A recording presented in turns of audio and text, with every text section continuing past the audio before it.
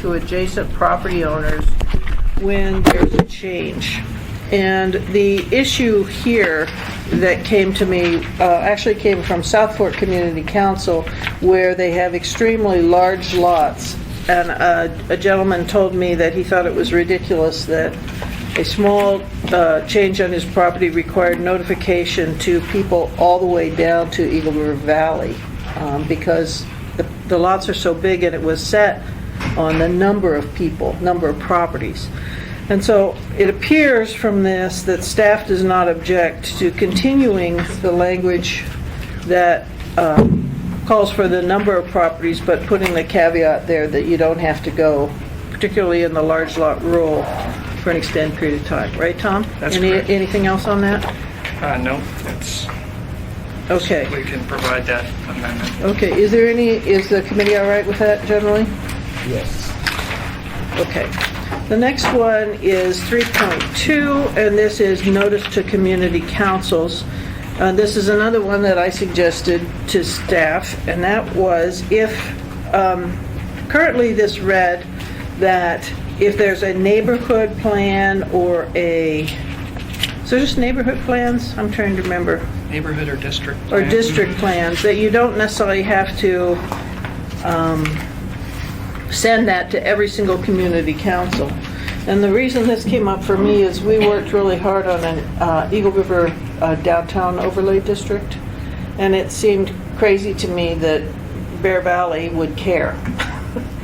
So basically it would be, the intent would be, an impacted community council would be the councils directly affected or adjacent to. That's how I read your suggestion. Is that correct, Tom? Yes, generally, there's no objection. We would make sure it's clear that the impact area isn't necessarily just within the plan area boundaries. That's That, fine. depending Fine. on the situation, it could be affect nearby community councils, and in some situations, if the plan affects a regional facility, the director may determine that it actually has effects that all community councils should know about. So. Go ahead, Dick. Some of our community councils don't meet May through August. And a lot of developments happening during that time period. So the developer says, I tried to talk to them, but they're not having meetings. Is there a way we could send notification of that to the assembly? Because I would like to know, as a assembly member, if they tried to talk to community council, but for whatever reason they couldn't talk to them. Isn't that addressed somewhere else in here? I saw that in reviewing this document. That, We've all been community council presidents. That the developer has to notice them if the councils aren't meeting. They have to create a community meeting in the off-season. That's correct, and the commission worked on an amendment so that the applicant can report the reason why a community council wasn't responsive, and can hold a separate community meeting that the applicant organizes. And so community councils that maybe aren't meeting in the summer aren't necessarily holding up the development, and the community still gets an opportunity to comment. My memory, and Connie chime in here, was that your discussion was that you wanted in the document to hear about the community council response, and if there was not a community council response, you wanted specific mention of that. Is that correct? That is correct, and we really believe in community input. We think that the communities that are served by having a developer have some sort of community meeting.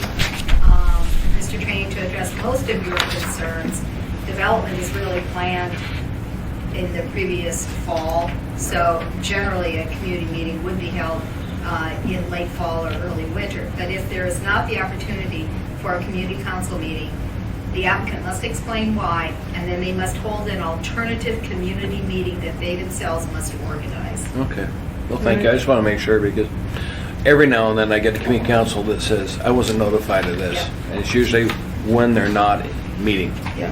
Harriet? And also on that same point, the community council's office is always available to send out notices like that, even in the summer when most councils aren't meeting.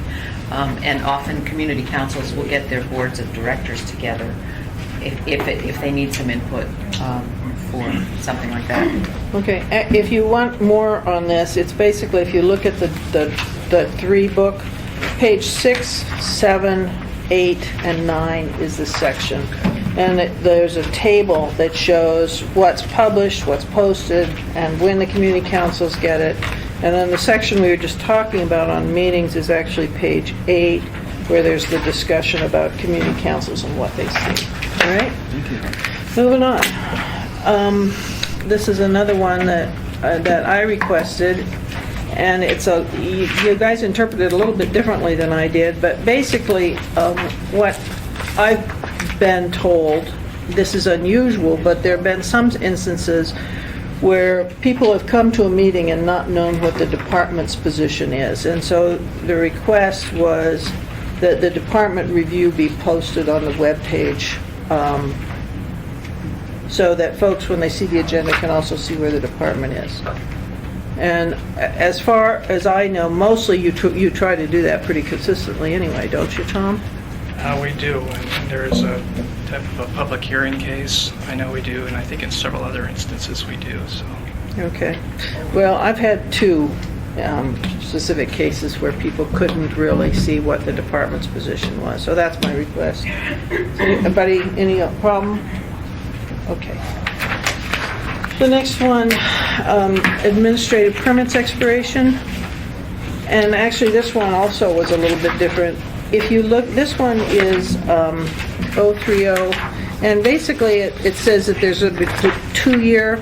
It's this on page 11 of the big book, the big document, this document, and it basically says that permits will go for 2 years. And my request was, why do you put 2 years in code? Maybe you could save money by doing some every 3 years. I don't know, but your suggestion kind of continues to put in code the length of administrative permits, but changes it so that B&Bs and rooming houses are a little different.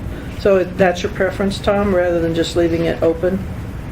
Yes, it would remain a renewable permit for those 3 uses, B&Bs, hostels, and rooming houses, but the permit would basically move to a 2-year time frame. Okay, and my issue wasn't the specific time, it was why put in code and limit yourself?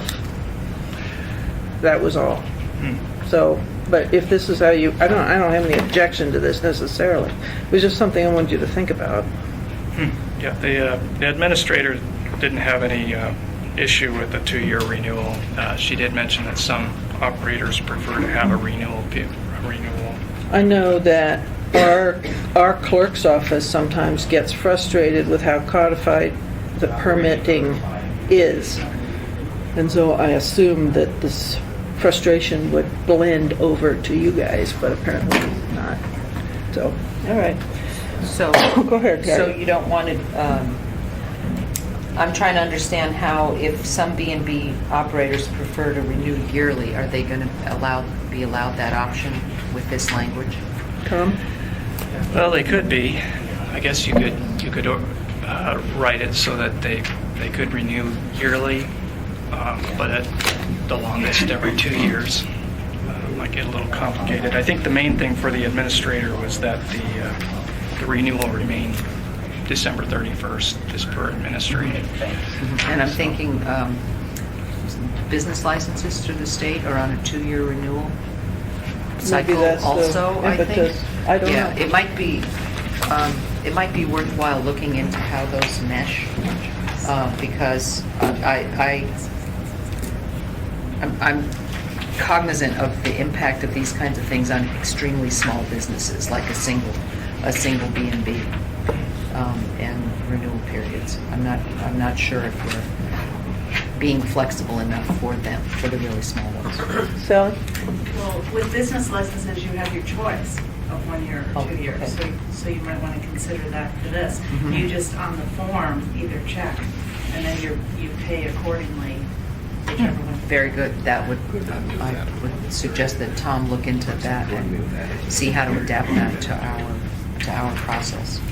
Okay. And give Just them one more, that is option. that all business licenses across the board or just for certain uses, certain types have that opportunity? No, all business licenses have it. It's Okay. on the, if you just go to the the business license form, you can do it every year, or every 2 years, and whatever you want. And then if if money becomes an issue, you can just do it annually. Okay. So then we should look at this option for all licenses and not just limited to the B&Ds and Okay. Frankly, my concern was just administrative flexibility rather than codifying language. But it's not a big deal necessarily, so I was a little surprised to see your response. You don't have specific language for us, so I'm going to suggest, unless the committee says otherwise, that maybe you look at this one again and come up with specific language to match the concerns in the discussion here. Harriet? Are there fees associated with these Yes. licenses? Oh, yes. Okay. That was the thing with the state business licenses a few years ago under a different administration. They went to the 2-year licenses and a significantly higher amount of money. And I think it's gone back down. I think it was $200 for a 2-year license, It's which is the same whether you're a one-person operation or a 500 employees. And I think it's then- different for each use area. Right, but I know, but I'm talking about the state business license Oh, okay. decision. They went back to $50 a year, and now it sounds like there's an option, so they have. It's either 50 or 100. Yeah, they've responded to the concerns of people who are being forced to lay out a significant amount of money, more often than they'd like. Okay, this one is on page 11 in the administrative permit section, if you want to look at that a little more. All right, so that one, we're going to ask you for language. All right, moving on. Cluster housing. Now, the discussion, as I recall, from the P&Z meeting, was this was currently code allowed cluster housing. We went with the conservation conservation districts, but P&Z wanted cluster housing too. And so my request was to explain the difference. You did here, and you're recommending some changes. The part that confuses me is I thought P&Z took existent cluster housing language and inserted it. That's not my interpretation of planning, what planning's saying. So, Tom, do you want to talk about what you think they did different from the existing cluster housing section? The Planning Division recommends that the cluster housing can be brought back into the code with the existing ordinance, and that there's no objection to that. We recommend that the language that the Planning and Zoning Commission has recommended, three things occur. First of all, that the minimum site area, the minimum site size that is in the current code be brought back. There are two other changes that the commission did that we would recommend not changing the ordinance. The second one is... Could you hold just a minute on that one? So my understanding is there is currently a minimum, and they took it out. Is that what Correct. you just said? Do you guys want to respond to that? Did you do that intentionally? Well, I think, what is the minimum size now? Is it 10? It varies by zoning district. It varies, so could you be specific then for us, Erica? Sure. Yeah. I have it right here. So for example, in the R1 district, it's 2.5 acres. In the R3 district, it's 1 acre. R2M district, it's 1.5 acres. And then in the larger lot districts, it ranges from 5 to 10 acres for minimum site size. So that has been removed, and that's it. That's Okay, very was- concerning. Was that intentional? I don't think so. Okay. Okay, we would be happy with these sizes, keeping in mind that there could always be, I guess, a request if someone had 2.4 acres or whatever. That's the issue really, because so much of our land now is of a minimum size for development, and as long as you have this community input and neighborhoods know what's going to be proposed, I think there needs to be a little bit of flexibility. It's not like you want to put cluster housing on 1 acre in the R1 zone.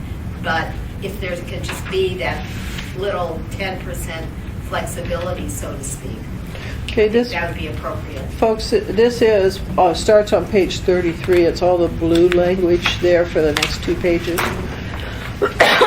Okay, thoughts from the committee? Are we okay with that generally? Tom, are you okay? You have further concerns on that point? I have no objection. We can. Okay. All right, the next one is the minimum dimensional requirements for the Do you want common to usable. add language, direct us to add language for that flexibility of 10% wiggle room of some sort? And apparently that is not in current. Erica? Can I make a comment? Please. If we're okay with 10% less than the minimum site area that's provided in code, let's just lower it by 10%. But, I mean, there has to be a line. And if we're to administrate this, it's easier to have a line than to have some, you know, I mean, if we're okay with 10% less, let's just make the lowest line 10% less. But having a percentage, Okay, the I'm table. not sure what's the point. Okay, and is this the table that's table 21.03.3? That's the dwelling units per acre. That's correct. There's Right. a missing third column, which would add the site area. Okay. And what's for like what's the biggest, what's the smallest one there, Tom? I don't have that. The smallest acreage would be for the R3 and R4, And 1 it goes acre. down to 1 acre? Okay, thanks, Erica.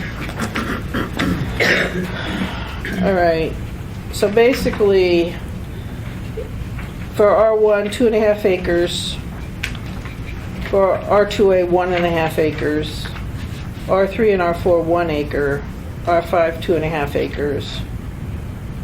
You think it's good to go smaller than that, Connie? Is that what you're saying? I think within the acreage goal, there's a lot of odd-shaped pieces of property and a lot of infill pieces of property that don't necessarily fit into any specific, acreage. And so I'd like to see that flexibility. If there's that flexibility in the code, it encourages a little bit of creativity. And as long as that creativity has community input and goes through a public process, I think that's going to help development. The cluster housing situation really does generally add housing units, generally speaking, at a more affordable level. The average purchase price of a home right now is $350,000, and I think it's going up pretty significantly in the next 6 to 12 months. And I think we have a housing study that demonstrates that we need more affordable entry and mid-level housing. And I think this is an effective tool to create that. Okay. Ernie, any comments? This is a new issue for me. So the concern apparently is that if you add a flexibility phraseology, plus or minus 5% or 10%, it's administratively difficult. That's what I'm hearing? I think my issue is that there isn't, that if you can go 5% less, then you're okay with 5% less, so that, let's just make that the standard, or 10% or No, I whatever hear the you. number is. And if we're just to use our discretion, well, what about 11%? What about 12%? And we're just gonna get into these arguments, negotiations, I don't know what you would call them, but let's pick a minimum site size and stick with it. If it's smaller than what we have today, so be it. But to have to negotiate every time this comes up is going Okay. to be problematic. All right, Jerry, what we're talking about is the minimum site area for cluster housing, the deletion. And generally, the intent is, yes, we want to put the site area back in. The question we're debating right now is, do we also add language that said that there's flexibility to go plus or minus 5% or 10% based on site? And the concern that we're hearing from staff is that makes it administratively more difficult. And the concern we're hearing from P&Z is, but it gives flexibility when you have odd-shaped lots. You want to Well, I... be put on the spot since you just walked in the room? I'm sorry, I have a meeting with the home builders, our monthly meeting with them, and, Yeah. but, Do you have any thoughts off the top of your I'm head? sorry that meeting didn't run just a little No, bit. he's used to hot seat. He can handle it. the minimum lot size, what did you come up with? Did you come up with a number? What you've got currently. You know, the percentage of 5% deviation one way or the other is really, I don't find any issue with that really, because you do have some irregular lot sizes. It could push the size of the lot down, but that's not a significant issue. Okay. Committee? Okay, we're fine with that then. All right, the next one is the minimum dimensional requirements for common usable open space have been deleted. Was that purposeful, PMG? Why? Well, again, in the cluster housing ordinance, there's been a lot of issues about open space. We support open space, but the dimensional standards for open space, we felt were too restrictive. And the reality of the situation is most of our entry level and mid-level and affordable housing has been in a row configuration, whether it's duplex, triplex, or fourplex. And the open space that we're discussing is really something that is a preference at the back of the lot, at the back of the unit itself. What everyone is looking for is a little bit of backyard for the cat, the dog, the child, or whatever. And so these common open spaces, although they may be attractive in the front of a project, don't really afford what the homeowner is looking for, which is a little bit of a fenced backyard. That's what they really like to All have. right, Tom, and then we'll go to Harriet. Yes, this is basically just a supplemental, and I'll hand out my copy. Tom is well known for graphic greatness. He does it in color, huh? I'll share, don't worry about it. So We'll share. basically, the common open space in a cluster and in the Title 21 rewrites conservation subdivision, that piece of open space, those open space requirements are generally intended for the area that's outside of the individual lots or the individual backyard. So there's a part of the Title 21 that requires open space for each individual dwelling unit.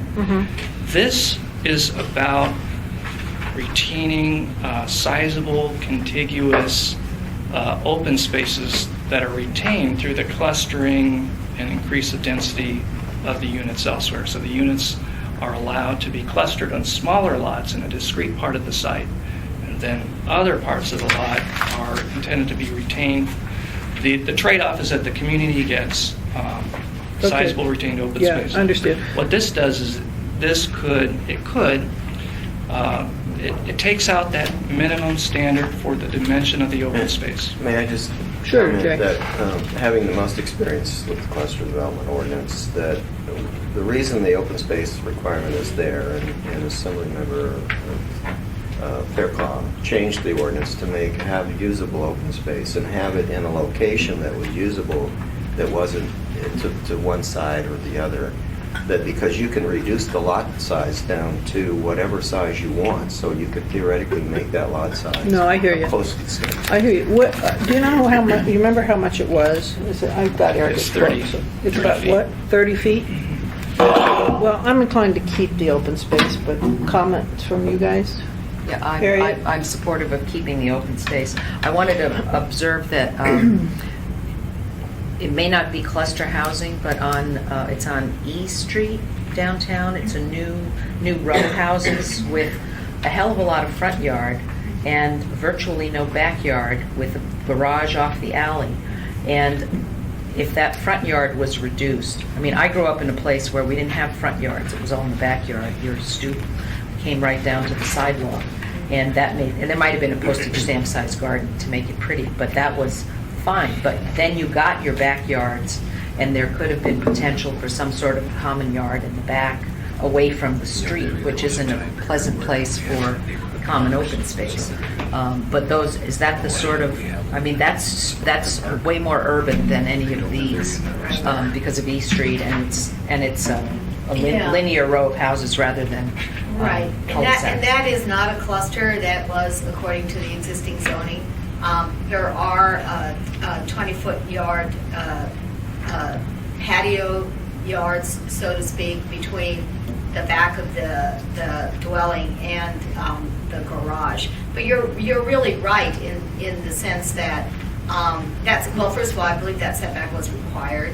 And how big was that setback in Oh, the boy, front? I can't It remember. seems like it's bigger than 20 feet. Yeah. Because I when don't you know. drive back behind Yeah. it, the front yard's bigger than the postage stamp size. Well, I know we backyard. tried to make, because I was involved in that project, although I wasn't the developer, we did try to make those backyards as large as possible. But again, they're all fenced. But I understand what you're talking about. And you know, the irony of it, Harriet, is that nobody uses those front yards. You know? I know, I drive by them Yeah. all the time, Yeah. and they're pretty, and Yeah. they get mowed and they get Yeah. watered, but Yeah. what can you do in I them? think Yeah, what, but no- And they're not fenced, so you can't let your little children out in them, Right. so, yeah. I think what drove that development is you can put the garage right on the alley, so that the garage probably abut right away to the alley. And the developer chose the building location, I guess probably preferably that they would want the front yard, more in the front yard, because I think that was a choice by them. I think. Yeah, it was a question of what the length of the driveway should be Right. in the back, and they did want to be able to park an extra car or a truck a little bit away from the alley. So I think those driveways are 24 to 26 feet deep as opposed to the standard. Can I ask one additional question on this? If you leave the current language for the open space in, does that preclude the individual yards in any way? No, it's completely separate. Okay, all right.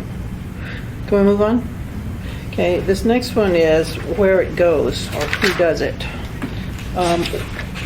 Why did you switch from the planning board approval here? Only because it became a conditional use, and we really didn't know where else to put it.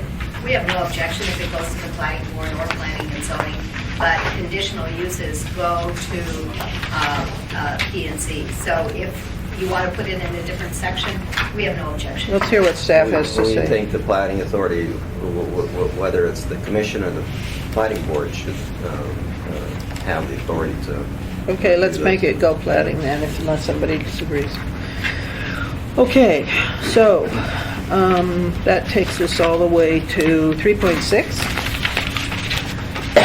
The rational nexus. Now, this is one that the Assembly has seen actually 3 times, if I remember correctly. The issue is off-site requirements on the developer to do improvements. And I frankly like this inclusion of the rational nexus language and the rough proportionality, but should we summarize this issue? Or basically, there have been some times when developers have felt that the city have put requirements on them to do projects that extend far beyond Beyond their the area. scope of their project. I'm a little bit more sympathetic to this than other assembly members. Principally because in my district, there isn't a lot of available money to do projects when there's great new development. So the issue here is P&Z put a specific percentage in. Was that 3%? 3% project Yeah, cost. that said that's how much more you can have the developer do outside. And staff alternative suggestion is to tighten the linkages between the required off-site and the project. Comments, concerns? Okay, so I'm frankly okay with what you propose with one caveat. And that is the ordinance that came to us had more delineation on appeal process than you have here. Basically, we said, first off, that it could go to, who do you have it go to? The municipal, the building official? Is that, where's the That's appeal? correct. It's on page 42, lines Okay. 9 through 15. Right, and what we had in the ordinance was you could alternatively go to the municipal manager, and then there was further delineation that you could go to Superior Court. Correct? That's my memory of the ordinance. We have no objection to the appeal process to the manager. That's going to be the case anyway, the Okay. building official. This one will make Mr. Starr a little crazy, just heads up for you. And it will cause some real frustration with It fits with with some. our organizational That's one out of structure. 10. The present code speaks to the municipal engineer. Structurally, we moved those reviews to the building safety side. It's done by private development in conjunction with the municipal engineer, but the way the code, what we've recommended is the alignment of the organization. Right. And I think what we need desperately, though, to do is to tighten the criteria so that everybody understands what it is, and to provide another way of looking at it in an appeal process. That's, I can tell you the administration supports that concept, as what you just I know. discussed. The because mayor got involved on this was one. very specific in wanting some criteria for this review. questions, comments? I need a little more clarity. With P and Z recommended 3%, Yep. you changed, brought in, tightened up. What's the difference at this point between the two? That's Well, big. what I- The 3% can't cover in all cases, but those proportional requirements are going to be. Every property has an inherent value to it. You buy a property at a certain price because it has infrastructure adjacent to it or doesn't have infrastructure adjacent to it. And the sales of those properties really should take that into consideration. Whether they do or not may or may not be the case. If a person overpaid for a piece of property, underestimating what the peripheral improvements would be, it could be 10%. It could be significantly more than 3. Okay, let's let Connie articulate P and Z's rationale. Well, I think the rationale from P&Z had to do with the fact that there are projects that can't support, it impedes the requirements, the extreme, and I do want to say extreme, in some instances, cost of off-site improvements, whether it's an alley or whether it's a road or a secondary egress, makes development financially impossible. I can only speak from a residential point of view, and what I can tell you, if there's an off-site improvement that is not on an owner's property, or you cannot have a driveway to create a lot off of it, it is financially impossible for development, at least from a residential point of view. I can't speak commercially, for development. So when you're looking at a total cost of the development of a project, you are required, assuming you're going to go to the bank and get some sort of development financing for the roads, water, and sewer, you're required to be able to demonstrate a certain percentage of proposed profitability. It never comes in at that, but you have to demonstrate that.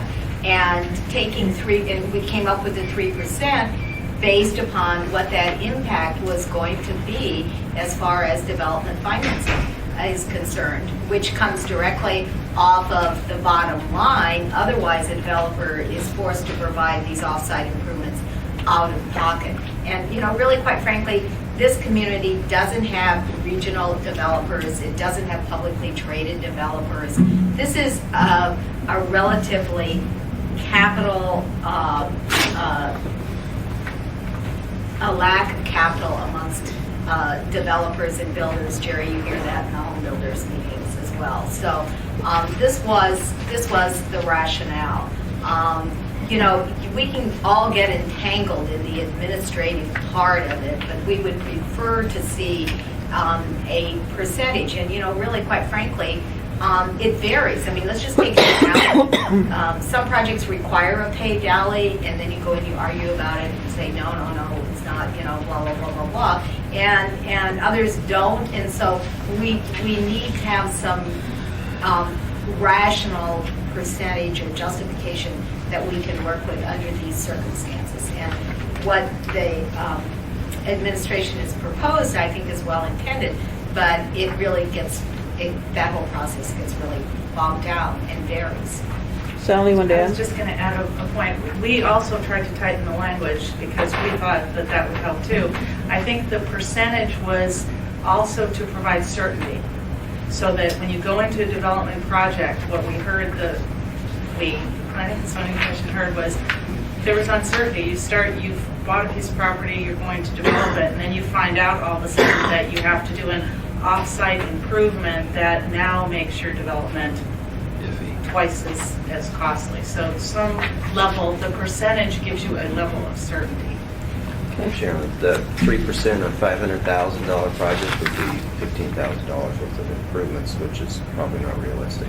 So right now, we're looking at a duplex in Arrow Acres. This would be a paper plat. So there's not an approved road, and the water and sewer is not within 100 and 200 feet.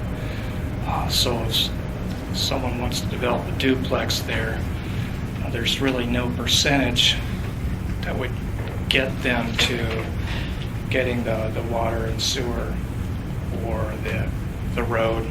And it varies so much by project, and the problem with a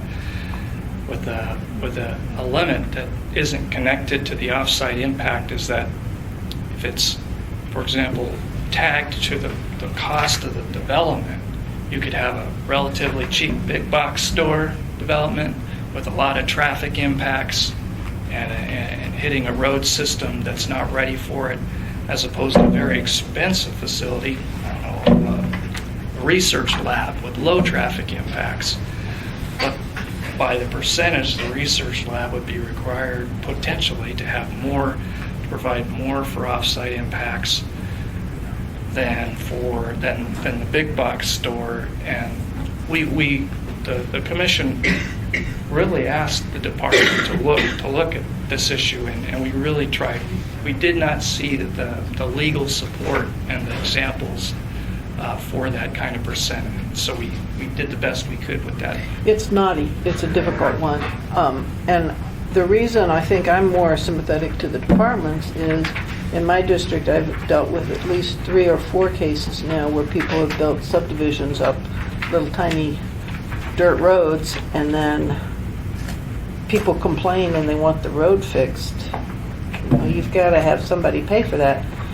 But on the opposite side, on Connie's side, I bet most of us heard concerns when that joint power plant facility was going up about the cost that was being imposed on them to do the improvements leading up. So I'm just telling you, this one we may have to debate.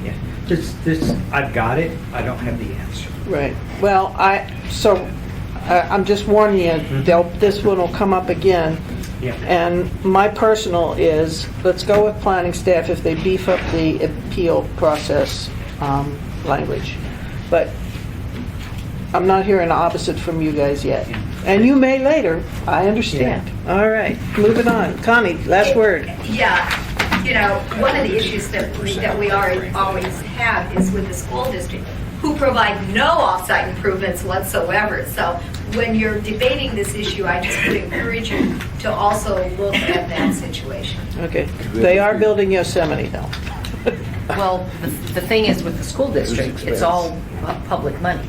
And so all of us share in it, as I somehow feel we ought to share in public, in off-site development. So whether the school district builds Yosemite or whether there's a bond issue, that the rest of the public, it doesn't matter, because it's all coming out of the same pocket ultimately. So I don't think the school district is a good, I'm a little frustrated because I don't have a good example of a private development that is being impacted by these high off-site development costs. I think it would be helpful for me in particular to get some good examples. To help you, it really has to do with the selection of the piece of property for development, whether it's residential, commercial. A developer should know the rules of the road for what's in the code. So what the code says, you have to have access improvements to your property. And it specifically says whether it's gravel or paved. Most of the times it's 24-foot strip paved. So if you don't have that, you right off the get-go know you're going to have improvement requirements to get to your property. Mhm. And then peripheral to it is again the same thing, the same standard. It depends on what it connects into. If it's strip paved, it would continue to be strip paved. So you really have to examine the property and know some of the potential impacts that could come from the result of developing the property before you know the actual cost of that property, what you should pay for it. Okay, last comment. Can I just ask a quick question? Go ahead. If there is this percentage applied or enacted, who will make up the difference when there's a shortfall or something that's needed offsite? How does that get paid for? The public. It sounds to me like it's a public cost. That's the crux of the problem, or the discussion. Or a road improvement district that's outside of the new For development. example, like a utility or Yeah, all of how it. does that get paid? There's a variety of ways to respond to that. It depends on the situation. Okay, with the knowledge that this may be discussed again, let's go forth. All right, the next one is about institutional master planning, and that one is issue 3.7. And apparently you got some comments from UAA, which frankly I have not seen. And the crux of their concern was that it's too tight, it's too complex, it's too... The informational and the informational requirements were too detailed Okay. by the comment, and second member of the public commented during the public hearing process that the institutional campus should be treated basically like one lot. So, for example, if the UAA has a parking facility across UAA Drive from one of its buildings, that the parking be treated as in a holistic manner rather than requiring each parcel to have its own parking. And so that second comment was certainly within the purpose and intent of the institutional master plan process. So in a nutshell, the department's recommended a number of clarification amendments to deal with the concerns raised by the Okay. public. And my sincere apologies, I have got one other really quick little thing on the last issue, and I'm sorry. You want to go back? Yes, I do, and I am mea culpa. I brought this up so many times, and it's still a problem. If you get your big book here on chapter 3, and you go to page 41, and you read under oversizing. If you read the sentence, it starts inside the Anchorage Road and Drainage Service Area. It's the kind of the fourth one down. Do you see that? I challenge you to read that sentence. I've noted this 3 times in my review of drafts, and it never gets fixed. 41, you I say? can read it, but I don't know that I can comprehend It's just a misprint. We should have put in such event first. And it just always bugs me, and all the drafts, it never ever get fixed. That was So, a good go back, Debbie. I'm sorry, I dog-eared it because, so if you could, I think you mentioned that to us. I have mentioned that multiple times, sir. Usually you are very complete, but in this case, it just drives me crazy. Got it. Anyway, that whole 3%, if you care, it's right there on page 41 in blue. All right, now back to master plan. So the clarification language, first and foremost, clarifies that even if it's across, for example, UAA Drive, that UAA can master plan its parking programs, and so that just allows more flexibility. And we've attempted several other clarifications to address the concerns by the member of the public. His actual comments are available. That's okay, Tom, I'm comfortable with your paraphrase. And if not, I'm sure we'll hear from him again. Okay, so specifically, on page 18 of your document, you make some proposed amendments. You want to define contiguous a little bit, and I guess number 1's okay by me. I don't, here, do you see that, Harriet? I do have a question on the second one, though. And that is, I couldn't, first off, your page numbers, references don't match the P and Z. I know you're aware of that, Oh, I but apologize. It The was page hard. numbers reference that, provisionally adopted. but this is, We didn't okay. update that. So I could not find this one. I found the other three. So I didn't know quite where you wanted to put that. But if they're concerned about overly precise requirements, to ask them to tell the number of people being served on site, the number of people employed, and the estimated number present for any that's pretty specific, pretty different. I'm picturing the university trying to say how many people work and are served in one building. I'd like that to say roughly or approximately Sure. the number being served. I think that's within our intent. Okay, and I thought that was on page 45, but I couldn't figure out where the heck you were going to put that. Let's see where we go. I can give you the section here in a moment. 53 lines, 38 through 41. So it would be, okay, here we go. So in the blue line version that you have, it's page 43. Oh, 43, okay.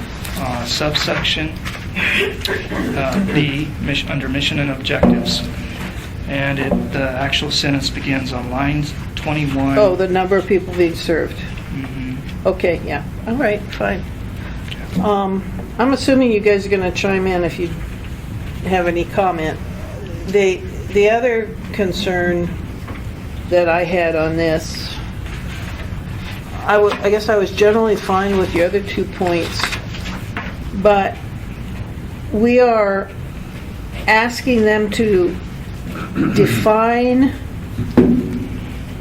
or their building sustainability. This is page 45 of the thing, and their northern climate design. What does that mean? What do we ask them to do? That seems hard. Isn't that part of every architectural design these days? But if we're gonna grade their master plan by how well they address that, I don't know what they're saying.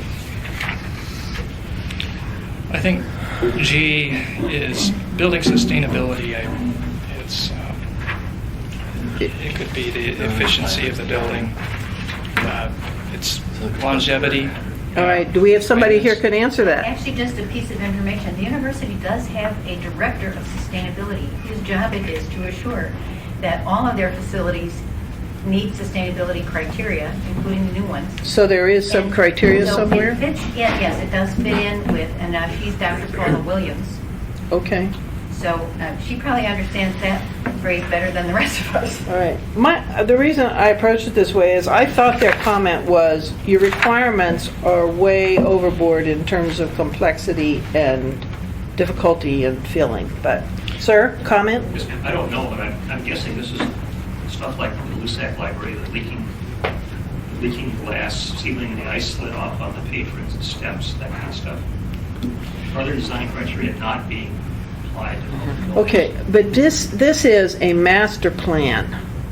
So their schematic plan is going to include architectural specifics for each building? Is that what you're It asking? could, but the northern climate issues could affect site design as well. It's Okay, I'm a little bit concerned you're getting into architectural details on a master plan, but Well, it Harriet? makes a whole lot of sense for an institution that serves 22,000 students to design, for example, the spine that goes through the university where people may walk from one end to the other And I'm without fine with going that. outside. But I didn't know what that meant. That's northern climate design in my opinion. It Erica. makes sense. Just a couple points. One, that we're asking for design standards and objectives, so we're not asking for an architectural rendering, but, something like pathways shall, pathways should be designed such that ice is not falling on them. I mean, that sort of thing, almost performance standards. for this sort of thing, that, you know, plazas where created shall have sunlight, you know, things like that. So not, again, specifics about particular buildings.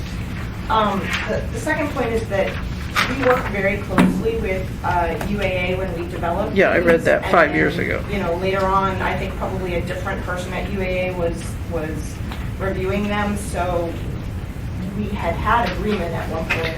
No, and it frequently changes, bodies change. I have a lot of experience with that. The third point is that by using an institutional master plan, they become, once it's approved, they become exempted from going through any other sort of public approval process, like a site plan review or conditional use. So we do really need a level of detail in order to say we're waiving, looking at future detail. Okay, the reason I approached it this way is I heard their comment was, this is an overly complex, cumbersome master planning process. So I read it and I thought, oh my God, the number of people in a building and building sustainability may be over the top. That's why I brought it up. But I can live with this, I guess.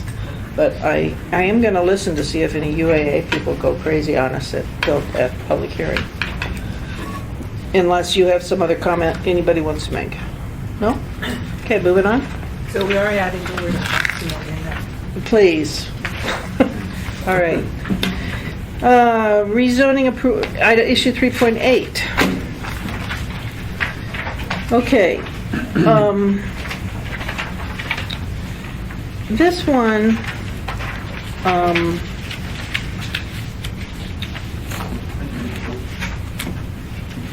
came up. This has come up twice during my tenure on the assembly.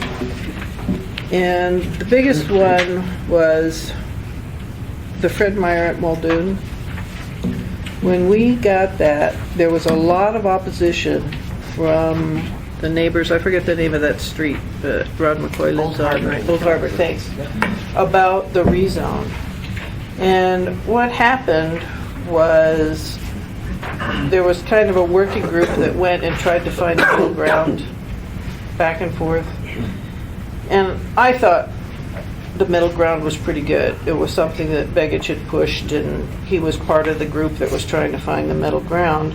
And then the court came and threw it out because of this least restrictive thing.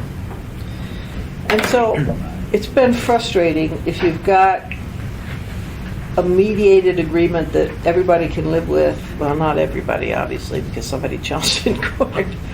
But that seemed to answer the major things why it's thrown out because of this parameter. So I did ask Jerry to look at this one again. And I'm going to ask one more little caveat. I understand that you believe we have to do least restrictive.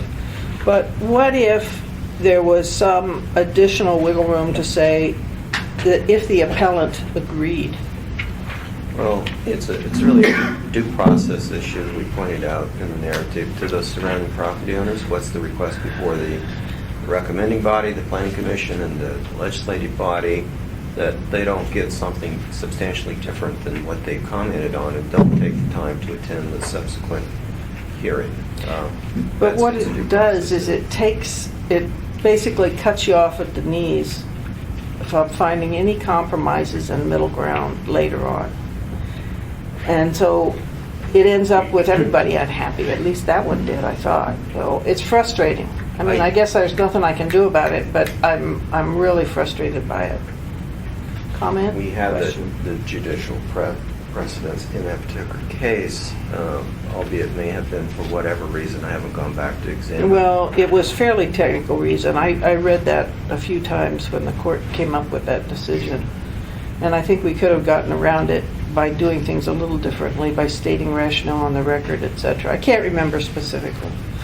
But this is just one that sometimes I don't think In works well. discussion with Dennis basically felt it should have this language as well. Well, no, I'm giving up, but I'm still waving my flag as I'm going under the water, saying this is wrong, this is wrong. Okay. Get a straw. Connie? Well, I guess the only comment that I would make, since this is a new issue that we didn't really discuss, I know. is that if we follow that conclusion, that argument to its logical conclusion, this means that planning and zoning does this mean that planning and zoning can never, that we would always be required to take the staff recommendations because that's what's publicized? No, No. it's what the applicant looks for Okay, and is asking. okay. You have to, you can't basically change that in a way that Can makes make it more restrictive, But not less. restrictive. I suppose you would have to start, if you come to some agreement and compromise, you probably have to just start over, bring a new Well, rezone. in this case, we couldn't. There was some kind of, deal going on, and I think we would have had a better product, but... Okay. One of those continuing frustrations that goes on.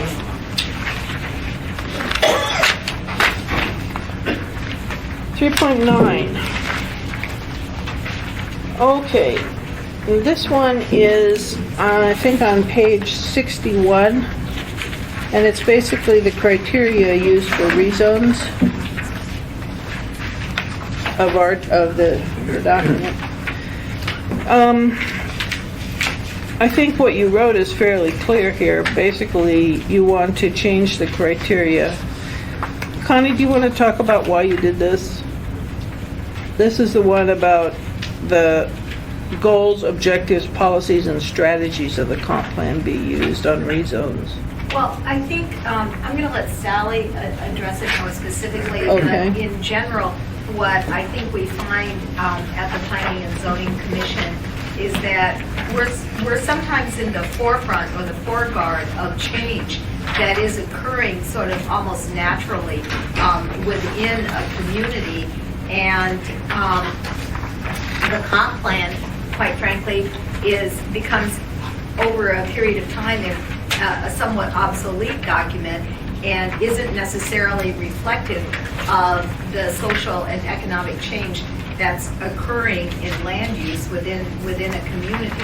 And I think that was our rationale. And Sally, can you? Yeah, I think the specific language came from Bruce Phelps, who's a planner, and he felt that it was very confusing the way it was written, and it really needed to be simplified, clarified, and the proposed revisions did that. Now, the first meeting that you didn't attend, we had a big discussion about how how Title 21 interacted in terms of authority with the comprehensive plan. And I tried to articulate that issue, and I called on Tim Potter, who was here. And he gave an example that maybe will be helpful here, where he said that frequently in rezones there's a caveat entered about no net loss of residential housing. Is that what it was that he said? I can't remember.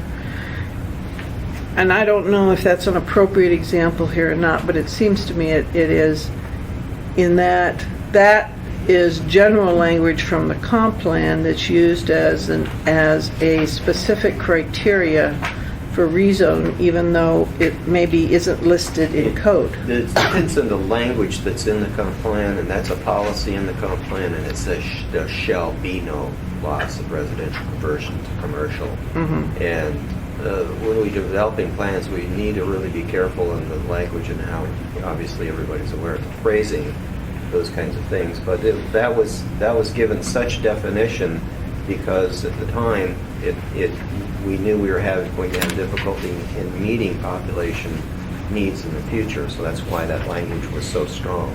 Harriet?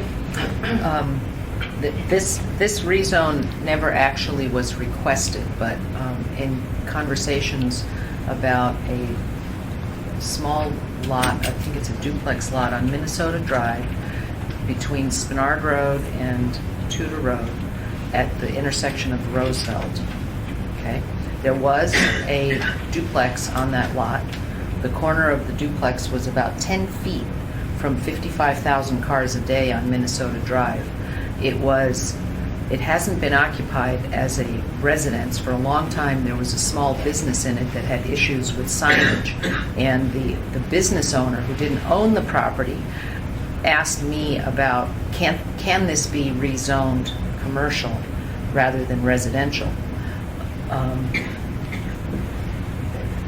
The rezoning shall be in the best interest of the citizens of Anchorage and shall promote public health, safety, and general welfare. I don't think it's healthy to have residential properties and people sleeping 10 feet away from 50,000 cars a day and night. Did they turn that down? It never happened, but what has since happened is that the owner of the property has demolished the duplex. I think he's moving towards requesting some kind of rezone officially because he can't use the property in any way that is logical because it's residentially zoned. But he only owns that one piece of there. I think it's two lots. It may add up to 14,000 square feet altogether, but it's the opinion of the planning department at the time was, well, no, we can't change it because we will lose residential property. But if you can't use it in the form for the zoning for which it was intended, then that rule makes absolutely no sense because this property owner doesn't have any way of replacing residential property somewhere else, and he has no ability to use his property to the maximum. To any sort of usage. It's a frustrating situation. Some of we're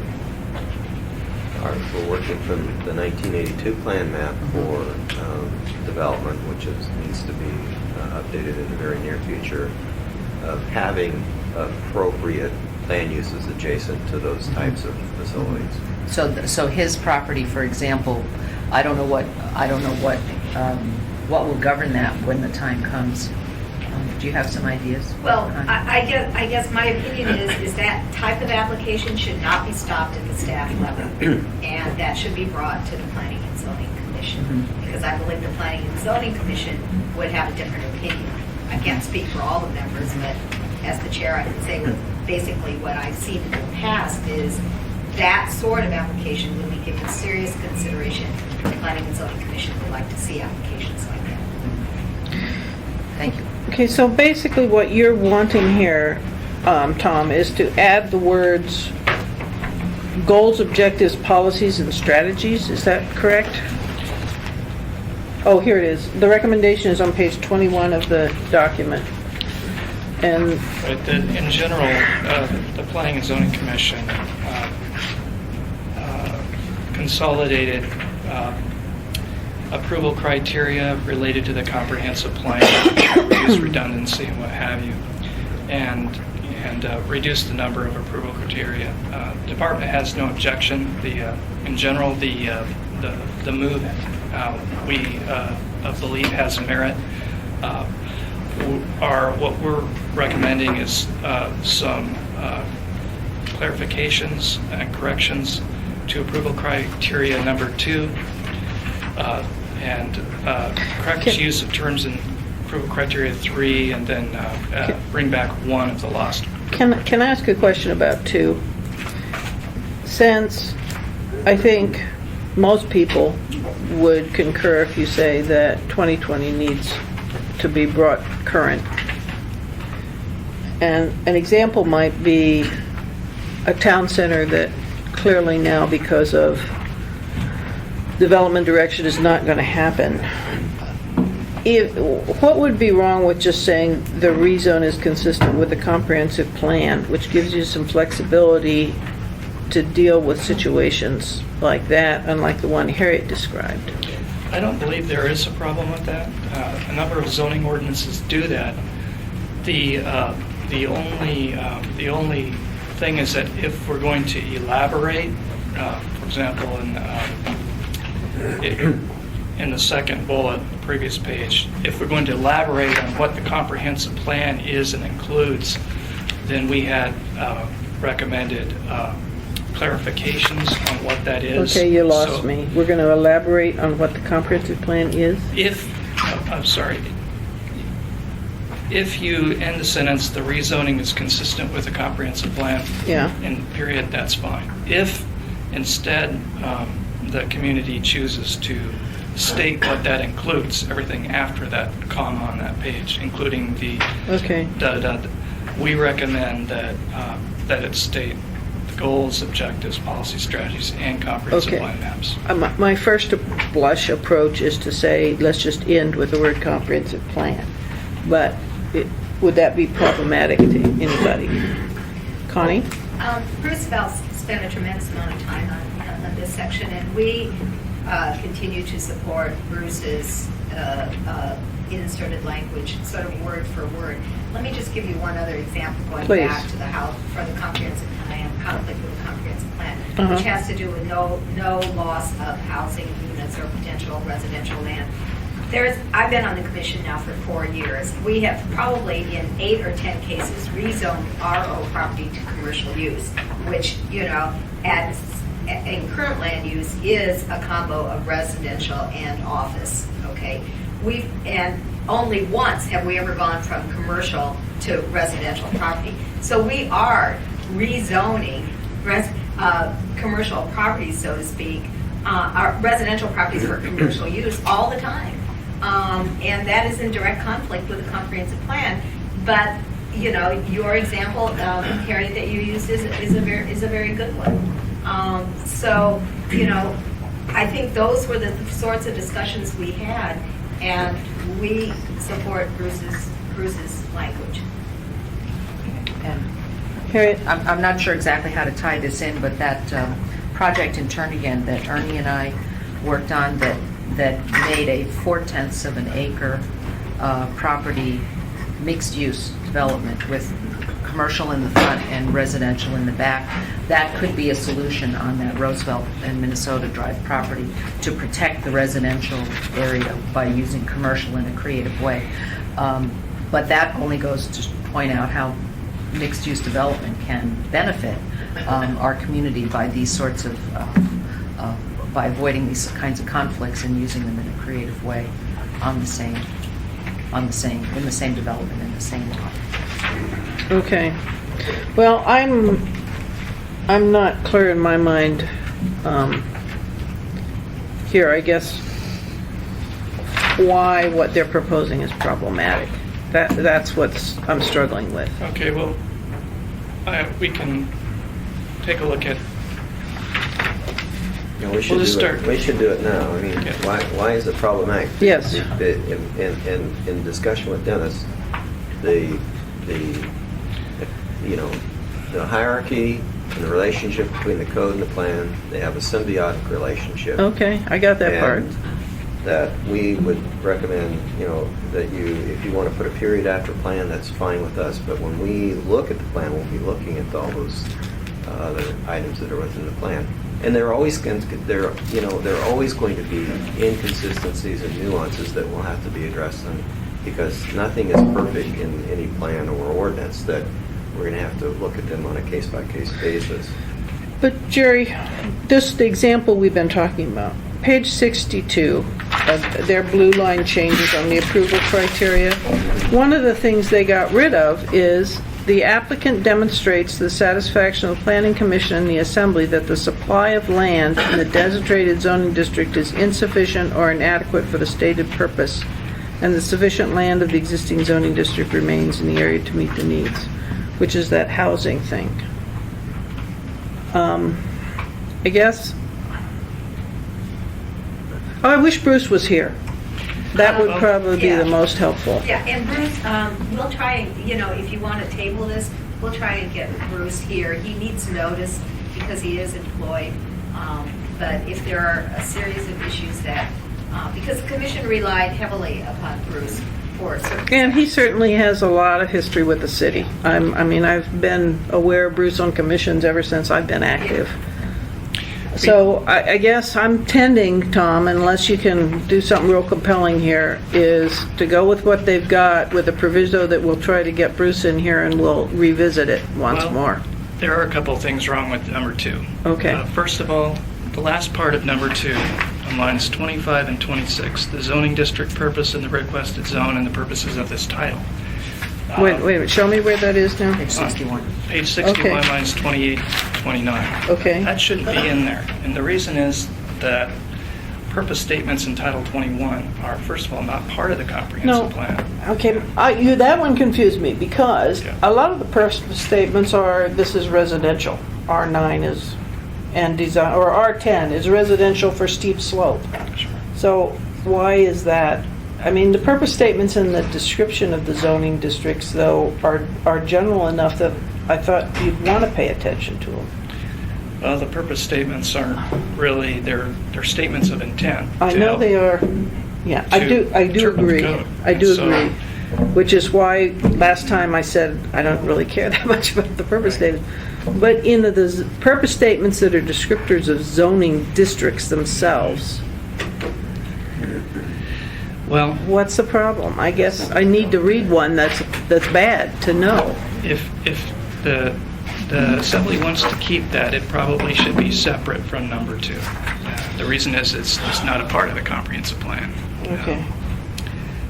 But like we discussed at the last meeting, the Title 21 rewrite itself now has an amendment brought forward by the administration and staff to clarify that purpose and intent statements are not criteria.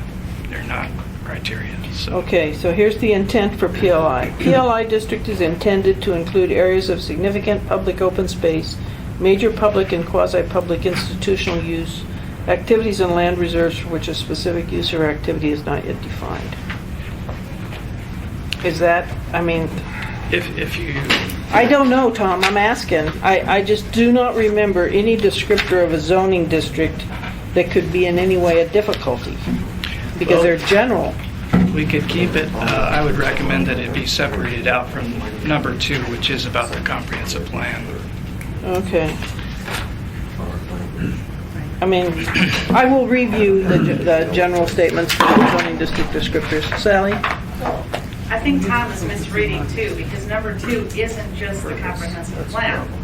It's the comprehensive plan, including the land use map.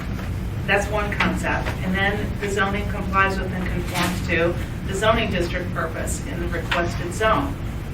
So it's just a semantical thing. I think you're thinking that all of 2 relates to the comp plan, and that isn't necessarily the case.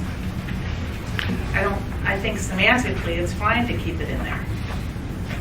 Perhaps the zoning district purpose and purposes of the title need to come first, and then it could say, and the applicable portions of the comp plan including. And that would be fine. That would make it more clear. That's- We that use works. the phrase in Title 21 comprehensive plan map rather than land use map. I think people have just gotten used to saying land use plan map, but I acknowledge that technically you're correct. All right, well, okay, we'll go with that one for sure. And then, I think, extend versus initiate or continue on the land use pattern doesn't seem bad, but the rest I think we should hold, if that's all right. So we'll go with P and Z, but we will revisit when Bruce is here at some point, and I hate to do that because I wanna move ahead, but. Okay, next one is 3.10, and I'm fine, you answered that, so can I skip it? 3.11. Okay, this one has been a major issue for me for a while. And I like what P&Z did, but I do have a concern about it. This is, if you remember last time we had that whole discussion about who gets UDC or P&Z, who gets, and this is for street and trail review. And it's actually page 72, all the blue stuff.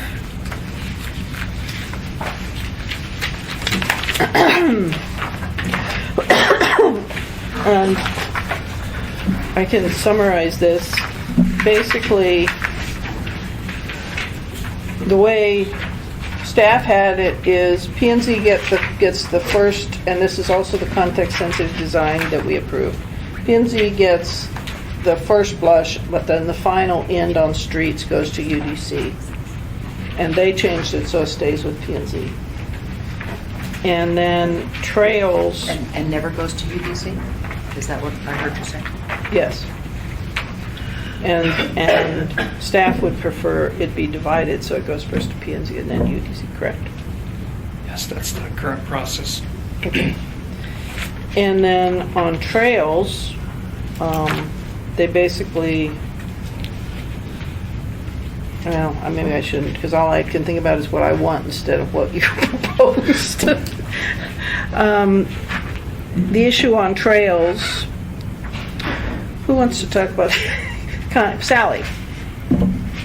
Well, I think that pretty simply,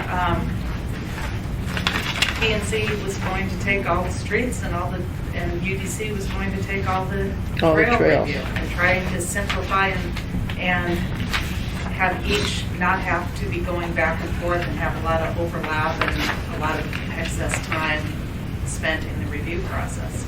Okay. And Tom, what would you like? Well, the current process is an agreement with the state, and I'm giving you this just to illustrate that actually it's sequential. The Planning and Zoning Commission has a review role in the first part of the process, and then the latter part of the process, UDC has a role, and they're different. So they happen, first of all, the Planning and Zoning Commission has a review of the alignment and the overall design concept. Their review role is finished. And then after they get through the review of the concept design and the general alignment, Planning and Zoning Commission review role is finished. The UDC has a different role. They review the detailed site design elements of the site. They review for landscaping design, the landscaping plantings. They review for the ADA pedestrian facilities. They review for site distance and safety. They review for drainage. They review for issues at that level, at the engineering level. And the UDC is constituted to review the detailed site design at that level. So that review occurs after Planning and Zoning Commission. So there isn't the back and forth or it's already separated out. So Okay. the UDC should continue to have that authority with the streets. Okay, let's try to define this by just talking about streets first, and then talk about trails if we Can I can. just give you a little bit? Go ahead. I have to commend Sharon Walsh for developing this agreement with the state of Alaska because it's been in flux for quite a long time. And we did solidify, and we have a signed agreement between the state and the manager. The intent was to take the projects to the commission at the concept level, let them look at it, see if there are any issues that the commission had with it, and then they would go back and and do whatever they needed to do to bring it to 35%. When they were at 35%, they would bring it back to the planning commission. Planning commission could then again eject whatever considerations and thought they had with it, and the final review would be by the Urban Design Commission for the remaining issues other than the big issues that the Planning Commission looked at. We do that for both the state projects and the city projects. I didn't know that you had an MOU on that. Yes. And it's really frustrating because the main issue that I've had on the state projects within the municipality is the city has ignored the local service area boards who are just given responsibility for maintenance on projects without conferring with them. It started under Mayor Begich, Eagle River Loop Road. Basically, the city signed off, yes, we'll do the maintenance on the trails. And there was no consultation with our park board, so I threw a hissy fit. And on at least the old Glen, we didn't sign. So if this is any kind... This MOU just has to do with process. It really doesn't address any of the issues about Okay, that's reassuring. consultation with the road board or other entities. It just had to do with Okay. how do we process this. All right, sorry, sidetrack. I think our concern is that streets are a huge public investment, and they have a long design life. Okay. And the UDC is basically contributing to a better street design. And if it's better design landscaping, that can contribute to lower maintenance costs and other problems that could occur. So it's a valuable review. Okay. And there are a series of streets in recent years that UDC has reviewed, and that kind of review time burden, shifting that to a commission not constituted necessarily of designers, landscape architects, could impact streets. Okay, so the reason that I am with planning and zoning on this one is because of the time it takes to get projects done and the extra cost involved. So, go ahead, Harriet. Connie, what her position was. Yes, please. The time the public investments such as streets have to stay usable and maintainable is, I think, you're talking about a minuscule amount of time spent in review by UDC compared to the life of the project, and how any advice that they have on the project would affect its usability. And I don't think there's anything wrong with a little bit of extra time spent in advance Okay. by professionals. Connie, do you want to comment? Well, I can think of several roads that have been really quite controversial. Spinard Road, for example, Golden View Drive, which we've just looked at, Strawberry Road, and Debbie, you've named a few also. I think it's pretty frustrating. We have implemented this context-sensitive thing, so the planning and zoning is now seeing it in a very sort of raw form, and then it does come back to us. But then, after that, we never hear about it when we don't, we don't have any idea. I think the Planning and Zoning Commission on major roads, that is the function of the planning, one of the functions of the Planning and Zoning Commission. We are chartered, we are the only chartered commission. We would like to see it in its final stage and form. And then if it wants to go to UDC for a final review for landscaping or trails, we're perfectly amenable to that. But I do think we need to see it in its final form after we have previously reviewed it twice, and then we can ship it off if we think that that's appropriate for the final stamp of approval to make sure that it meets the landscaping requirements and the aesthetic qualities of the UDC. Okay. Harriet? Okay, I'm just curious about some of the examples you proposed. The Strawberry Road project, did that go to UDC and as well as P&Z? I believe it did, didn't it, Jared? Went to both. Yeah. Okay. Well, there's some issues with the landscaping on Strawberry Road, and I don't know whose decision they were. That preceded my time on the assembly, but yeah, there's some issues there with how those are holding up. Spinard Road, which end of Spinard Road are you referring to? The north end. The north end. Well, Yeah. that's being held up by the local community. It hasn't even gotten to UDC or anybody else yet. So I don't think that's. I'm frustrated with the length of time it's taking too, but it's got nothing to do with the review process. It's got to do with the community. So. Comment? I guess my inclination is to kind of follow Connie there with this, final step ending up at UDC after it's to that final form or review of landscaping, et cetera. Okay, but wait a minute. You agree with Connie? So no UDC. Pardon?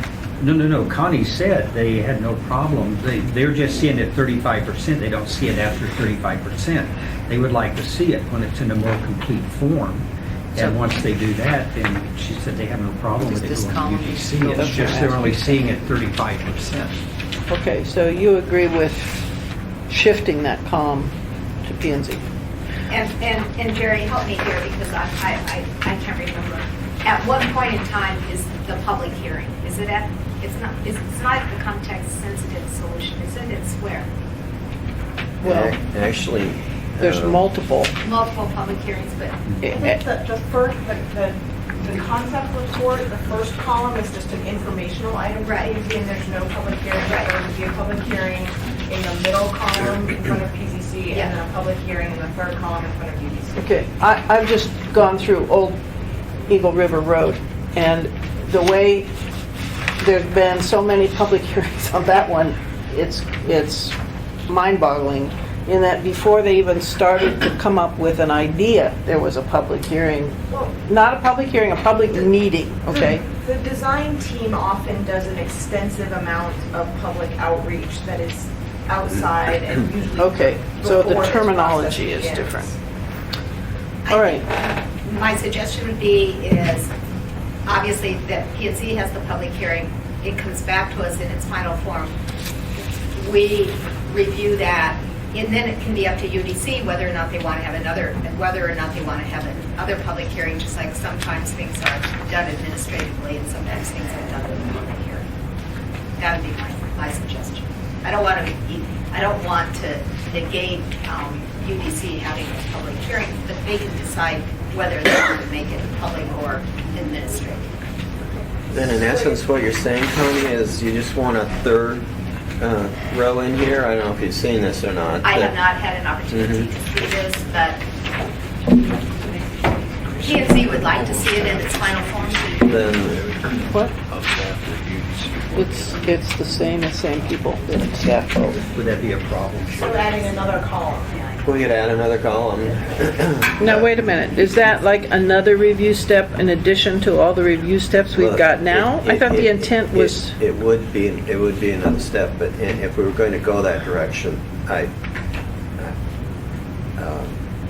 okay, I'm not comfortable adding a whole nother step because my sense is, frankly, there's too many steps already.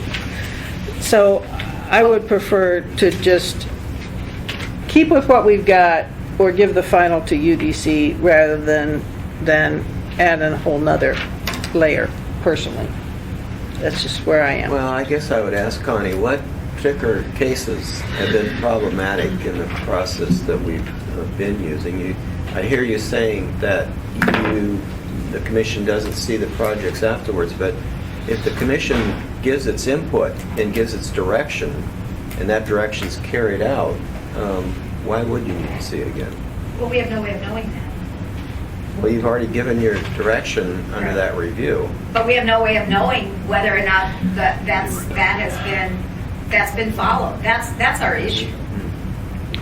Is it a matter of notification, or is it another review opportunity? We stand by our position that we should have roads and UDC should have trails. That's a simple clarification. We think roads are extraordinarily important. Obviously, we spend millions of dollars on roads, whether it's local, state, or federal. All right, Dick says he has no problem with that. Harry, do you have a problem with that? Tell me what it is that we're deciding on. Do streets go to just stay with P&Z, or do they go to P&Z and then UDC? That's the crux of it. Can we back up to the timing of this? Sure. I may be naive in this, but is it possible to move the UDC column in here, in between, first time to P&Z and then second time to P&Z, so that UDC's stuff happens before? UDC's review is very much on the details of the final design. So Planning and Zoning Commission is deciding the alignment of the road, basic design concept. UDC is reviewing that final design for the landscaping, the engineering, the drainage. They're getting down to the very details. So that type of review, that detailed design review, really has to happen at the end. Yeah. Okay, Harriet. No, I'm not comfortable with So which streets. one do you want? I want UDC to remain, streets to remain with UDC. Okay. Or final on the streets. It sounds like P&Z has the front end on the streets and UDC has the detail on the streets. So somebody's got to decide how much micromanaging you want, in my opinion. Ernie? I understand what Connie's saying. I mean, I really get it. At 35%, I look at this and I make recommendations. I would like a chance to see a final review of that my recommendations have been implemented. I mean, if you're taking the responsibility before you make a recommendation, I would want at some point to be able to have confirmation that my recommendations were carried out. Okay. So So for now, at least, we're going to go with the P and Z. Let's talk about trails, if we could. And my concern is pretty specific, and that is on page 74 of the P and Z draft, item 2A2, applicability. Trails over a half mile in length. I had hoped that they would say that if a trail is internal to a park, approval goes to the park board who governs that park maintenance design or the park master plan. But the way this is set up, if a trail's over a half mile, it goes to UDC, even if it's internal to a park. That's how I read this. Is that how you read it?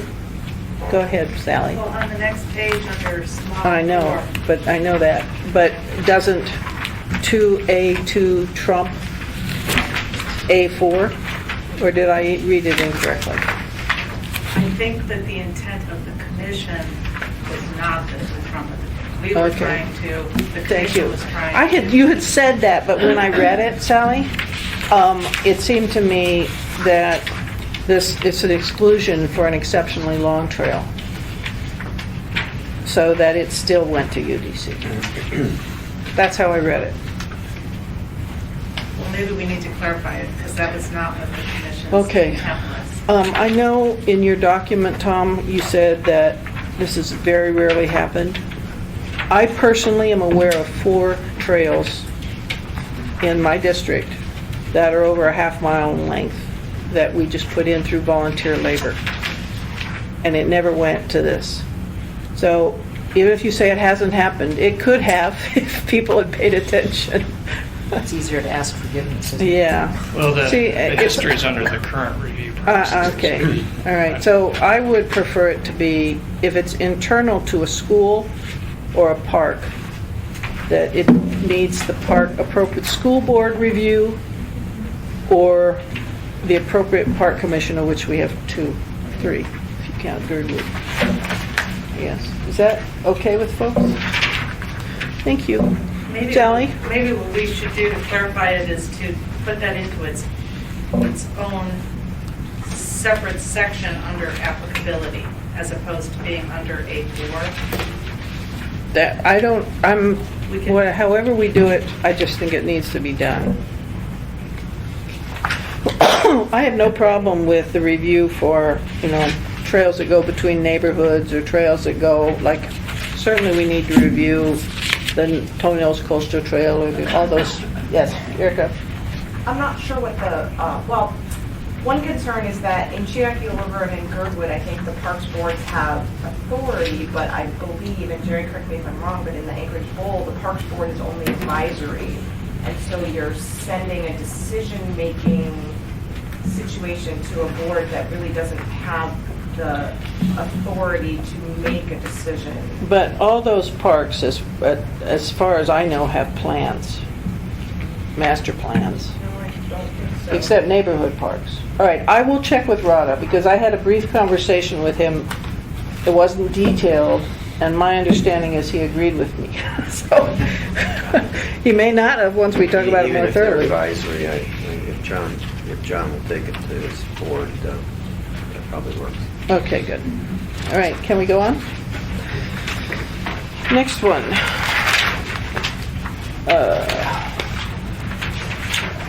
Okay, review 312. There were 2 parts here.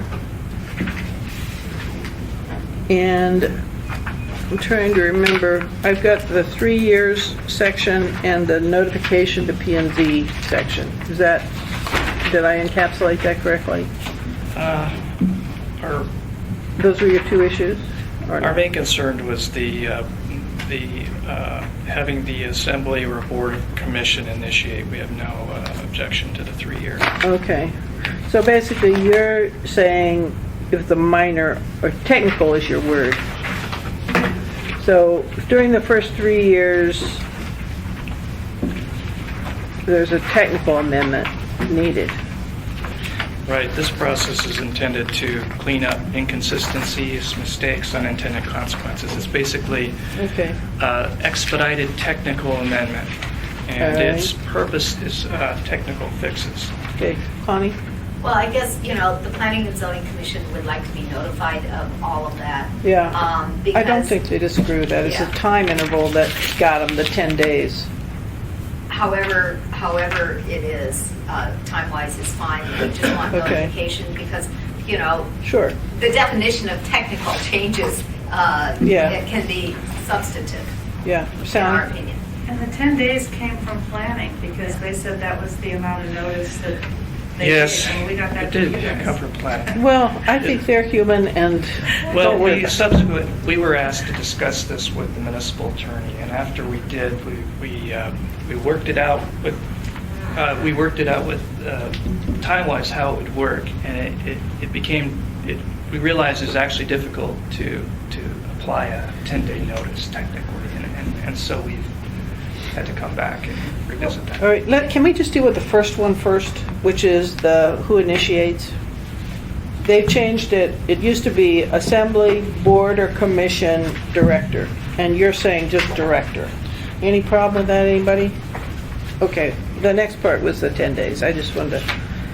And what do you want? You just don't want you don't want any kind of specific timeline, is what you're suggesting, right, Tom?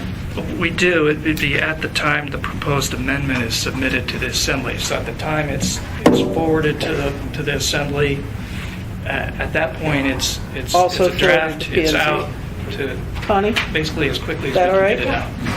Okay, we're all right with that one, unless somebody says, okay.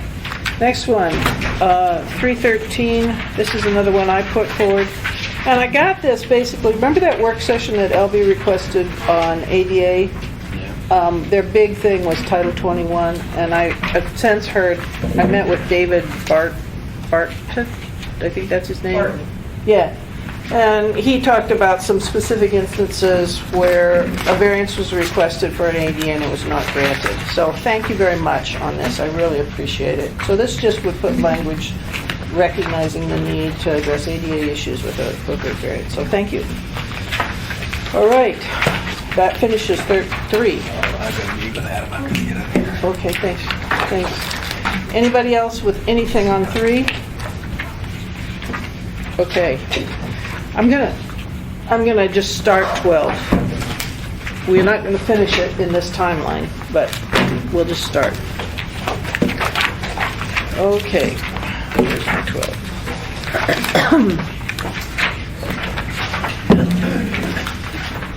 Okay. 12. Oh, good. What are we working off of, Debbie?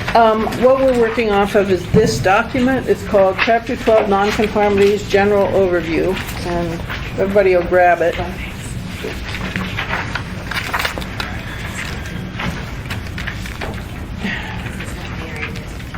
All right.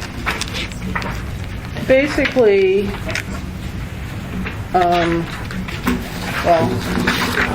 this chapter deals with nonconformities and how you deal with them. Now, I know that you haven't had time, Jerry, to prepare your concerns, but you did give at least some concerns to me verbally, and so I'm hopeful that we could just look through the P&Z proposed amendments, which are in this table, and talk about it a little bit, and deal with it that way. And because you don't have it formatted the way it was, Tom hasn't had time to make this easy for us, you're going to need the back part here, which includes the specific language so you can reference it.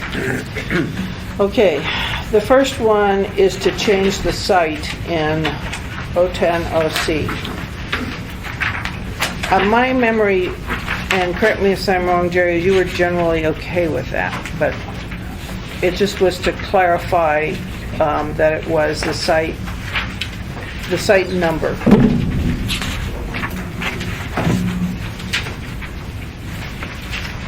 And I apologize on this, but Debbie, what page are we on? Okay, if we're looking at the table, you see their number 1 amendment? Yeah. And you see where it says section 2110OC? Okay. And that is actually on page 3. There, let's put the correction. 2. That's what I said. It seemed like there was no problem with that one. That's what thank you. I wanted people to say yes. It is a correction. Okay, and you're, okay. The second one is one you were not comfortable with, as I understand. And this is to say that we're going to waive fees. If we made your property non-conforming through something that we did, right now, you get you're still legal. Currently, you can get a certificate, I'm going to say this wrong. You're a legal non-conforming, but you got to go to the city and go through a little research and pay something to get that. And so the approach that P&Z said is for the first 2 years, if we're doing something to you to make you non-conforming, the city should eat the cost for that. And staff has some concerns about that. You should know we did do that in Girdwood when we rezoned them. But I don't remember if we did it for 1 year or 2 years for Do you Girdwood. remember, Erica? Anyway, so Jerry, you want to talk about why you don't support that? Well, generally, it has a fiscal impact compartment.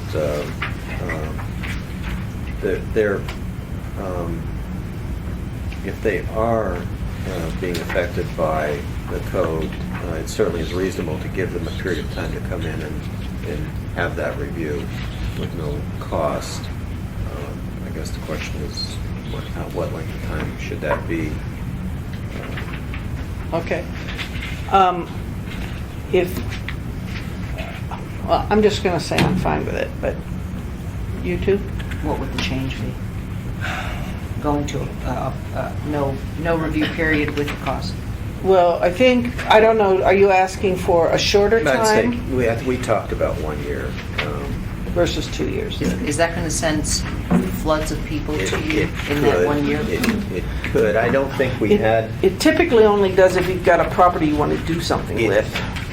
It really depends. We didn't have a flood in Girdwood applications because and then that code changed the uses substantially. So I didn't see a flood of applications. I can give you another example. Since Eagle River was zoned more recently than the Bowl, I was actually around when Eagle River was zoned, and we are still dealing now with people who are just discovering that they're not legal non-conforming, and they're just still now going and saying that they want to get the status, and that's some. We did Geez, how create long an ago was expedited. Eagle River zoning? We did create an expedited non-conforming determination and added in some criteria that made it somewhat easier. It's in present code today, and I believe it carried forward into the provisionally adopted code. Tom, did we carry that section forward where they could do a registration lots and? The legalization of lots created for 1975, yeah, that's carried forward. Well, that was for That's a little different. but- yeah. Thank you. So Anyway, Is there, Period. I just have a kind of practical consideration, once this is implemented, yeah. assuming it gets implemented. No, once. Once it's implemented, is there a way to notify all of those folks with nonconformities? It would be massive undertaking. I mean, it doesn't. There's a so- way, but it would be heavy administrative. Okay. Way So more it would- than that tax thing. It would cost you more to figure out how to notify them to move within a year than it would to allow it to happen on its own. As If we were to try to notify everybody who was made non-conforming, we'd have to do all the research on every single lot, and then, it would be done, but that would probably take us 10 years. I mean, okay, no, never mind. I withdraw the comment. Was it one? we recommend one. All right, so,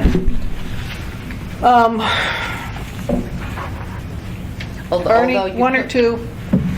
Although you could publish it You know, you could actually make an exception and publish it in the newspapers and that sort of thing. You can try to And- get the word out, but I and guarantee you a Right. bunch of people won't. Of course not. People don't pay attention. Right.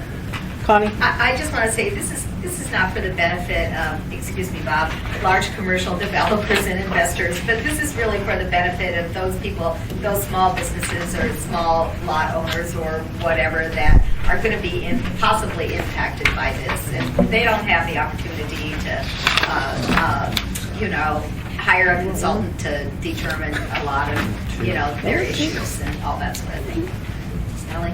Well, I just want to point something out. The amendment chart that is in the packet out there is not the most current one, because we had sent you, Oh, that's I right. believe, chapter 12, Oh, and then when we went back and we added the amendments, because we have a different, there's an Oh, shoot. updated, and I did send that to you, Tom. Yeah, I just noticed that. But it Do you didn't have get- June 22 on your, Working with- yours read June 22 on the upper right of your copy of the chapter 12? Because I It says think July that- 16th. yours says July 16th? mine says one I July have. 16th Okay, good. also. So we haven't, so we're. Well, No, the somebody- amendment chart in what you handed out is not the correct, it's not the most current amendment chart. It doesn't include the ones that the Planning and Zoning Commission. Yeah, I think there's been some kind of mistake, and I'm going to have to double check and make sure that you all have the most updated one. What I think has happened is that we have all been handed out the old version somehow, Right, and the assembly members may have the updated version, but to make sure that happens. okay. How do we know? I just noticed when. I noticed it too. Okay, is this one different? You didn't modify this one. No, there's just, really, it's just additional amendments. The one we're talking about, the 2 years remains the same. Okay, I think that we need to stop then. It's too bad. It would help to have these documents dated, like, see all there's a small date on each one of these. Yeah. which helps- Okay. Helps us identify it. Jerry, For some reason. pick a chapter. You get the next chapter on the calendar after Obviously, it's 12. No, after 12. 12 is not going to take very long. We'll have some follow-up for you on the previous chapters. No, I'm sorry. You gotta give me a chapter, or I'll pick one. 4? Well, we're up to 4, so it should be 12 and 4. Okay, 12 and 4. And we will take time for the updates, I promise. And what we can do if you want is do we know Phelps' availability? I'll check with him. And will you email me then, so I I will know? email you, and I will also see if Jim Ferguson can attend next week's meeting regarding Chapter 12 nonconformities, because he spent a lot of time working on that. I'm not familiar Okay. enough with it. All right, so then what we'll do is 12. Do we have a, excuse Oh, me, Debbie, sorry, do we have an Jerry. easier chapter to work on? Then 4? Yeah. I'm sorry, it's, Do we have an easier chapter? What do you want? Tom? You want 6 dimensional standards? Tom, I'm sorry, I need to have a chapter. I got to. we could give you 12, we could give you 9. Okay, 8 subdivisions? I'll go with you, but you gotta give me We could do one. 12 and 8. 8, there aren't a lot of changes in 8. We could do 12 and 8. Okay. 12 and 8, and any that you prepared in response to our last Oh, meeting. excellent. That's a good idea. All right? Thank you. Everybody clear? Yep. Okay, thank you. We're done.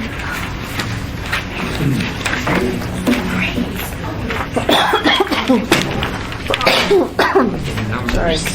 Cough, cough. Good job. Well, which one the two? Very few people use it eventually, I swear, because they don't know based on we don't have to agree all the time. Okay. It's just because we comment. The first part of the meeting go. Okay, so, I still don't understand why I really don't understand why they can't give slash baby. But I'm fine. Well, I could actually go either way on the street then.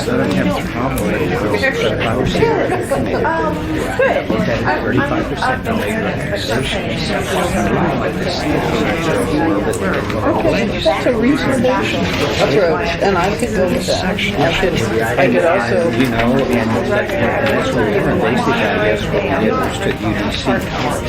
yeah, we did. And that's what I'm saying, I don't understand why they couldn't do that separately. Although I think some of the boys, but not the road. So, My experience so far with context sensitive I design am is really gonna have to bad. check and make sure the It's assembly just members based on even with the road. have And utilized that is the the length version. of time for I'm public hoping that they review do. has Because somehow I have, see what so, happens. on a lot of projects, it seems like overkill and excessive expense. So I don't want to make it more, but I mean, I don't understand it.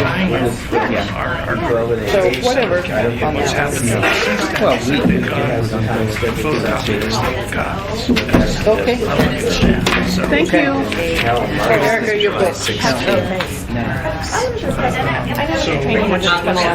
Yeah, that's what I just pointed out. Instead of whispering them to you. He is not normally shy, man. I haven't been around him at all. I don't know why he did that. You should encourage him to, so we can all understand what his Okay. thoughts and positions are. Yeah. Does that make sense? I can encourage, but my experience with those assembly members is they do their own things, so I don't know. But that's We're in a committee meeting, so it's a That's all right. public meeting. Fine by me, I think. No, I'm not. It's in here. I gotta get a card. Say, Debbie? Sure. Because of the snafu of chapter 12, I want to make sure that what you have as a committee members is the latest version of chapter 3 and 12. Could I have you look at the, on chapter 3, your copy? Just look at one of the pages on the upper right and just confirm that it's a July date.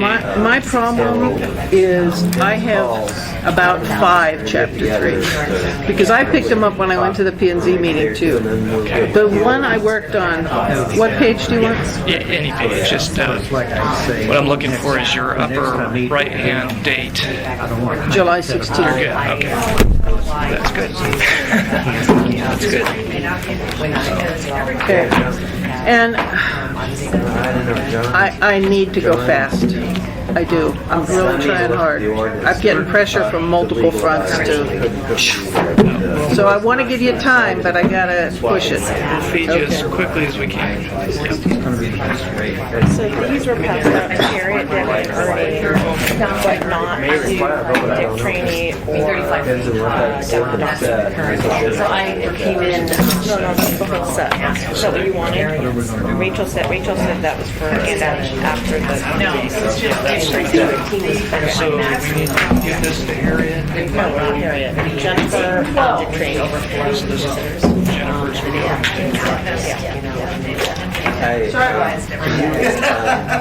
No. You're used to this, right? It was interesting. Yes, that was the that's why they're out. Let Margaret do it. Well, there are. I mean, they all failed. Sorry. Margaret, Or they have to give them away.